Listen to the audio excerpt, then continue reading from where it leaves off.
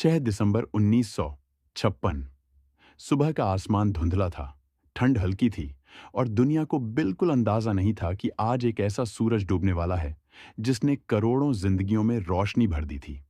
आज की कहानी है बाबा साहेब भीमराव अंबेडकर के अंतिम दिन की, एक शांत विदाई लेकिन अमर विरासत। 1950 के बाद से बाबा साहेब की सेहत लगातार गिरने लगी थी। शुगर, हाई ब्लड प्रेशर, कम होती नजर, दिल की परेशानी।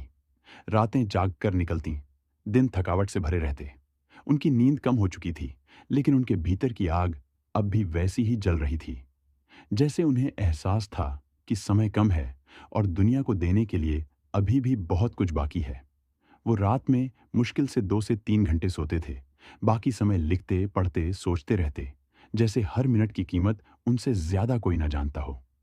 उसी दौरान उनके जीवन का सबसे प्रिय काम चल रहा था, द बुद्धा एंड हिज धम्मा।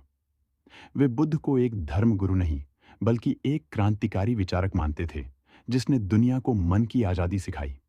बाबा साहेब इस किताब के हर शब्द में अपना दिल उड़ेल रहे थे। ये सिर्फ एक पुस्तक नहीं थी, ये उनकी आत्मा की अंतिम भेंट थी, उनके विचारों का सार, उनकी अंतिम सांसों की गूंज।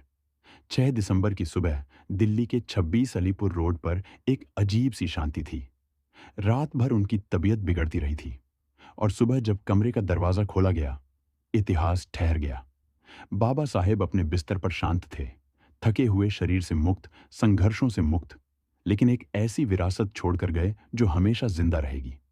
वह केवल 65 साल के थे, पर लगता था जैसे 100 जन्म जीकर गए हों।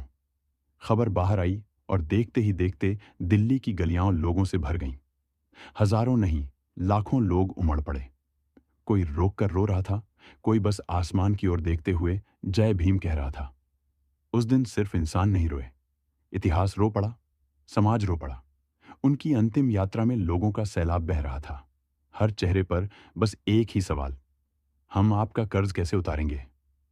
बाबा साहेब अब शरीर से इस दुनिया में नहीं थे, लेकिन सच ये है कि उनका विचार कभी नहीं मरा। उनका संघर्ष, उनका सपना, उनकी रोशनी आज भी उसी ताकत के साथ जलती है।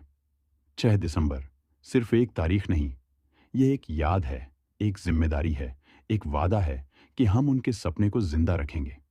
समानता, भाईचारा और इंसाफ के उस रास्ते पर चलते रहेंगे जिसे उन्होंने अपने खून पसीने से बनाया था।